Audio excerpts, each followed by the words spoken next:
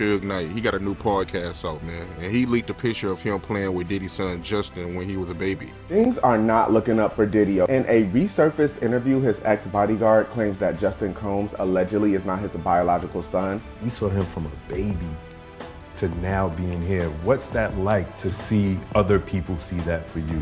Like, I'm overwhelmed. Imagine being a kid, living under the roof of a big shot like Diddy. Sounds glamorous, right? Well, think again. Recent revelations shed light on the darker side of what it might have been like for Diddy's children growing up in his mansion. Brace yourself, because it looks like it's not a pretty picture. We saw him from a baby to now being here. What's that like to see other people see that for you? Like, I'm overwhelmed. First off, let's talk about the elephant in the room.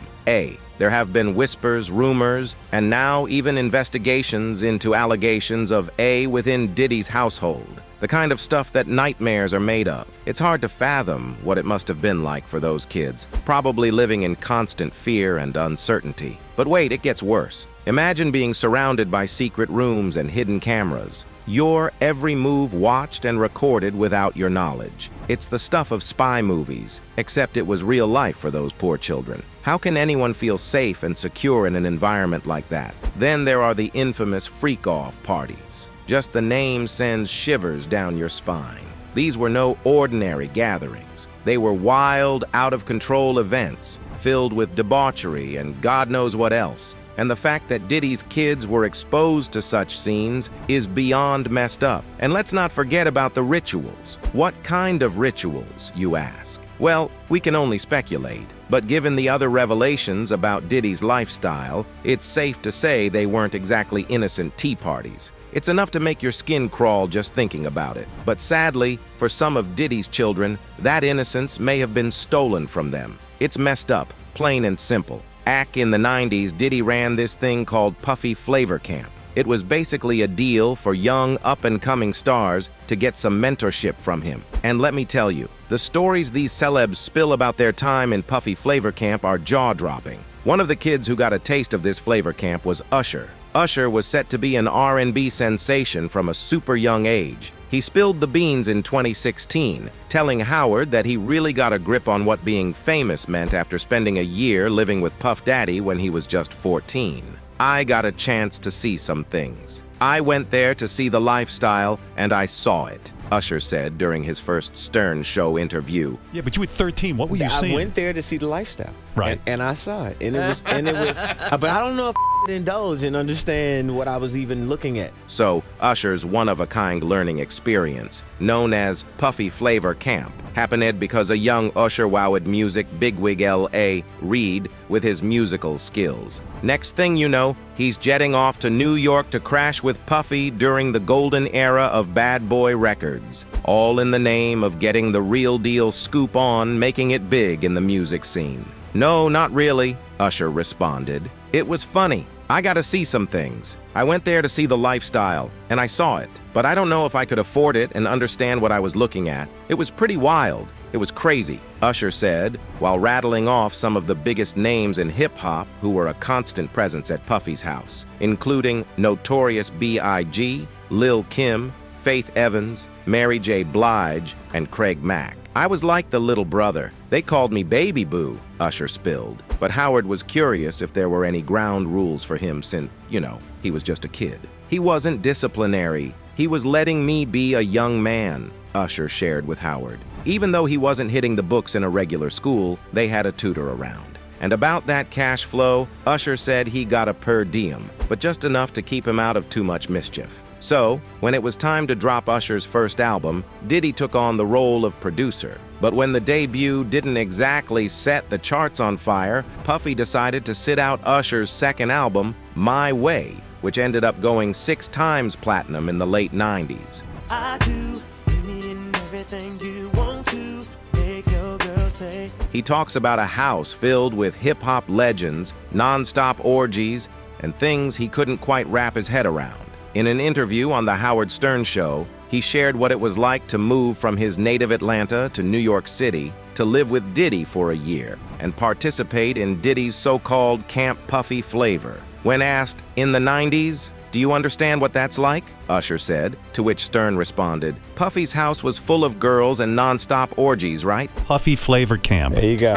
To learn Flavor Camp. Yeah, Flavor that's what it Camp. was called. And you're going to go to Puff Daddy's. He's going In to the 90s, do you understand what that's like? Puffy's place was like just filled with chicks and like nonstop. Usher said a lot of hip-hop legends hung around Diddy's house when he lived there, and it made Quivers wonder if Usher's parents were okay with the arrangement. They didn't know anything about the Usher said. I was having a good time, you know what I mean? But the real kicker came when the interviewer asked Usher if, as a young father at the time, he would ever send one of his children to Puffy Camp. Hell no, the singer responded. If a grown man like Usher found it hard to comprehend, imagine how bewildering it must have been for Diddy's own children. Let's talk about his son, Quincy Brown. He is the eldest son of music producer Al B. Sure. He posted a public message to his son Quincy Brown after his stepfather Diddy's properties were raided by federal agents. Letter to my son, come home, he captioned a photo of the pair of them together. The door emoji is wide open. You're safe here, son. I love you, Pops, your biological fist emoji. Al B. Sure met Diddy when the Bad Boy Records was dating Kim. Kim sadly passed away from pneumonia in 2018. She was 47. Quincy, now 32, reminisces about his childhood days spent with Diddy, whom he met when the producer began dating late model Kim Porter. He recalls being fascinated by Diddy's ability to juggle multiple roles in the entertainment industry, from acting to music. I've been a sponge, Quincy reflects. Just seeing how he's able to handle and juggle all these things, I took that from him as my most major takeaway. However, behind the scenes, Quincy reveals a different story. Despite publicly acknowledging his privileged upbringing, Quincy confesses that what he witnessed in Diddy's household as a child took away his innocence. Raised in both New York and Georgia, Quincy got a first-hand experience of the hip-hop lifestyle when he and his siblings joined Diddy on tour. I think my pops felt safer with us there, Quincy shares. He needed his family there, and I think having your kids as your road dogs was a win-win. But in the midst of the flashiness, Quincy sought to shield his younger siblings, particularly his 16-year-old twin sisters, Delilah Starr and Jesse James, from the darker aspects of fame. As their self-proclaimed manager, Quincy is determined to guide them through the difficulties of the industry. I want them to really know the layers of everything you can do, he says. I'm bringing them along on my ride a little bit because in a minute, it's going to springboard into their own journey. Quincy's protective instincts extend beyond his sisters to his newborn baby sister, Love Shawn. Welcoming her into the family has been incredible, Quincy shares. It's a beautiful thing to see life in front of you, he adds, reflecting on the loss of their mother, Porter, in 2018. Determined to keep his mom's legacy alive, Quincy feels a sense of responsibility, much like Diddy's role in his own life. Now, talking about Kim Porter, many people believe that her ex-boyfriend, Sean Diddy Combs, had something to do with her tragic passing. But why would someone like Diddy, a famous music mogul, be involved in something so terrible? Well, it all goes back to Kim's plans to write a book about her life, including her relationships with famous people like Diddy.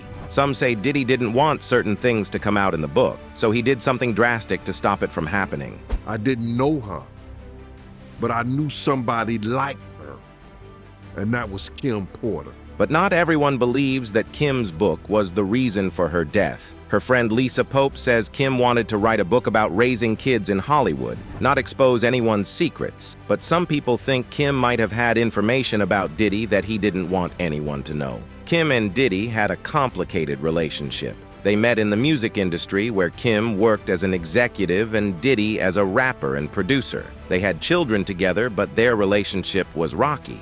Diddy even had a secret relationship with another famous person, Jennifer Lopez, while Kim was pregnant. Things got even more complicated when Kim started seeing someone else while she and Diddy were on a break. This led to a fight between them, where Kim ended up with a broken nose. Then, tragically, the person Kim was seeing, Shakir Stewart, died under suspicious circumstances. Despite all the drama, Kim and Diddy tried to stay on good terms for the sake of their kids. They were seen together at events, supporting their son Quincy, who was pursuing a career in acting. But behind the scenes, Kim was struggling with her health. Before her death, Kim was reportedly sick with the flu, but she still went to events and parties. Some people think Diddy encouraged her to go out even though she wasn't feeling well. This decision may have made her illness worse, leading to pneumonia, which ultimately took her life. It's hard to know for sure what really happened to Kim Porter. The official cause of death was pneumonia, but many questions remain unanswered. Did Diddy have something to do with it? Did he know how sick Kim was? These are questions that may never be fully answered. Justin Combs, son of famous rapper Sean Diddy Combs, had a rough Sunday. He got himself in trouble with the law, and now everyone's talking about it. Here's what happened. Justin, who's 29 years old, was driving around Beverly Hills when he did something he shouldn't have. He went through a red light, catching the attention of the police. They pulled him over and found out he had been drinking before driving. That's a big no-no. The cops took Justin into custody, which means they didn't let him go home. They booked him, which basically means they wrote down all his information and took his picture. Then they let him pay some money, called bail, so he could leave for now. But he's not off the hook yet. He'll have to go to court and face the consequences of his actions. People found out about Justin's run-in with the law pretty quickly. A famous gossip website, TMZ, was the first to tell the world about it.